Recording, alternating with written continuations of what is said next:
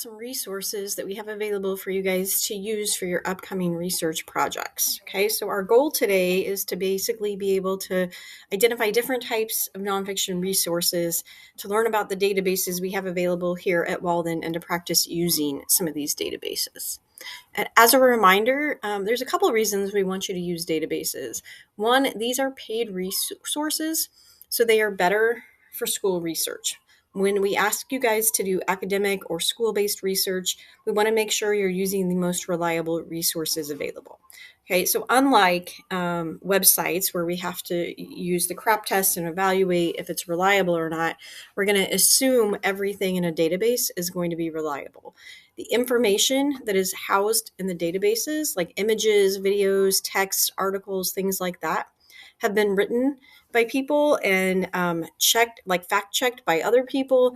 And so we are going to assume that those are going to be reliable. Secondly, databases also have automatic MLA citations. We do not have to double check those citations to make sure they are accurate. Those we can just copy and paste and know that they are going to be accurate. Okay. And then lastly, some of these databases also will link us to other high quality resources like websites. We're going to look at three different databases today. The first two I'm going to talk about are called Gale in Context and Explora for Teens. These are general databases that have a lot of information on many different subjects. I think either one of these are a great place to start. I will tell you that I think personally I like Gale a little bit better than Explora, but both of these are available for you guys to search. The third one we're going to look at is called Opposing Viewpoints. This one is a little bit more specific. For instance, it gives kind of both sides of controversial issues. So if you're researching something like cell phones in school or different points of view from climate change, this is interesting because it will kind of give us different viewpoints to help support different sides of an argument. Okay, so it kind of depends on your research topic if this one is going to be useful for you or not. Okay. Once we're within the databases like Gale and Explora, you're going to see that there's different types of resources in there. There's reference materials. I like to think about reference as an overview on a topic. Kind of think about a Wikipedia page, except we're going to assume this one is reliable. There's also newspapers and magazine articles that are found in there.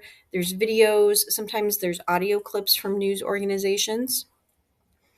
Once you're in the database, you can also filter by full text to make sure you have all of the information and the date published, as well as a few other things. Okay, the downfall of databases is we have to focus on keyword searching. So we can't put in an entire sentence or a research question like what is the impact on climate change on the polar ice caps. Instead, we have to look for what is the most important kind of keyword in our initial question or our topic. So we would start by searching for climate change.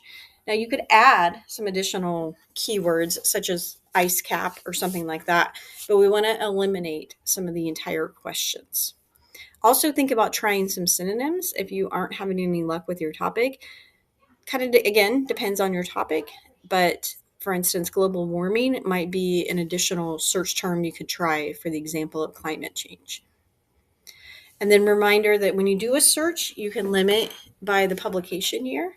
So if you get a lot of resources and it's more of a current events topic, you might want to limit it to the most current information that's been published. And then the biggest tip is when you do open an article to do some research, you want to use Control F to search within that article. You do not have to read every single word on that page. Instead, you can use Control F to search for some of those answers to questions that you're looking for.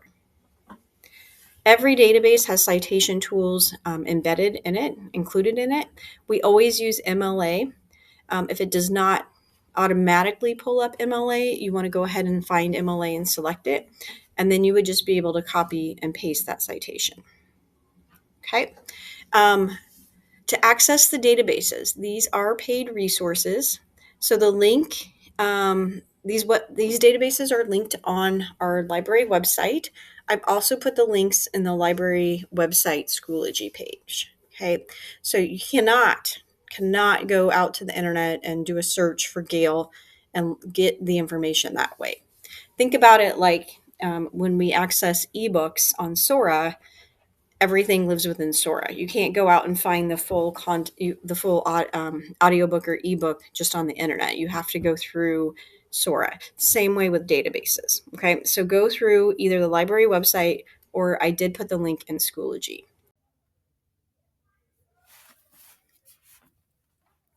All the databases are located on the library website.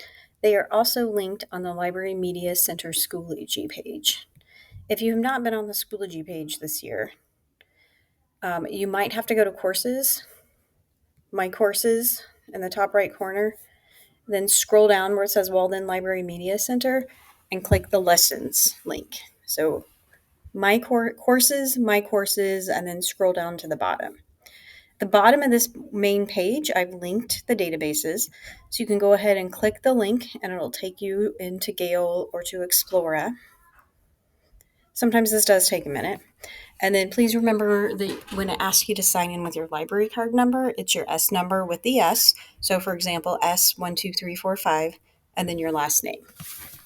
Once you're in the database, then you'll just search for your keyword topic. It is important to spell it right, otherwise it won't show up. And then a lot of times it'll give you an overview about your person or event. And then underneath it, here's all your resources. So here's your magazines, news, videos, etc. And then let's go ahead and start with reference. And then remember to look at an article. You would open the link to the article title, and then that's going to open the entire text. Okay. And the citations on Gale's appear at the top with the quotations, and it automatically defaults to MLA 9th edition, and then you would just copy and paste this. Okay, let me show you one more thing here. Let's go to biographies. And then remember that to search on this page, you want to do Control F. And then if you're looking for a specific word, you can type it in there and it will highlight it in the article. So first I tried the word birth. That didn't work. So then I used version of that word, the word born, and was able to find that within the article. Okay, let's take a look at one more. If you open Explora, again, it may take a minute to redirect it to the database. Here's the example where it's asking me to log in with my S number or my last name.